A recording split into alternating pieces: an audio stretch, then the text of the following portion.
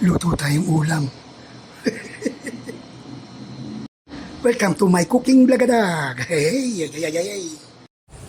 Ayos, nasitsaro na. Nagmantika na. Lagyan na natin bawang sibuyas. Okay? Sama-sama natin sa blender yan. Patis, pampabango sa kapitbahay. Alimuyak. Sarap. Bango.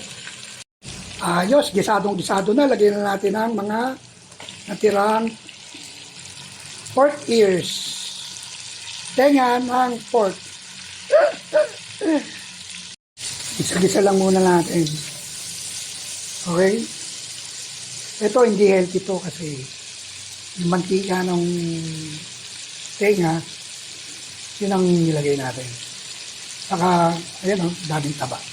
Kaya, pero minsan-minsan, okay pa yan. Huwag lang madalas. Hindi naman kami gaganto linggo-linggo eh. Diba? May nag-request lang. Okay? Ngayon lang ako nagluto ng tenga. Ko. Nakakita ko kasi yung mukha nung pork. Ginawa niyang ganyan. Kaya, akin naman, tenga. Saka lomo. Mamaya yung lomo, malambot yun eh.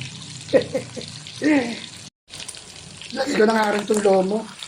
Kailangan kasi mag-sell. Ayun. Muntik pa malaglag.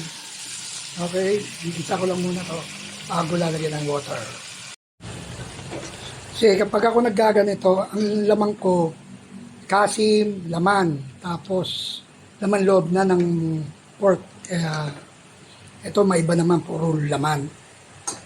Diba? Lagyan na natin ng paminta, konti lang, magagalit yan. Saka suka.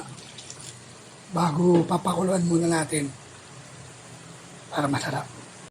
Ayos, pakuluan muna natin sa water. Ayan lang natin lumambot yan. Lagyan ko ng pink salt. Siguro, dalawa lang. Ayos na yan. Okay, tuyo na. Lalagay ko na yung main ingredients. Hindi ko na lang ipapakita. Yung pula na yan, nung binili ko yan, pagdating dito, binabad ko sa maraming suka. Okay? Ayos, kumukulo na. Lagay ko na ng sili. Halo, halo, halo, halo.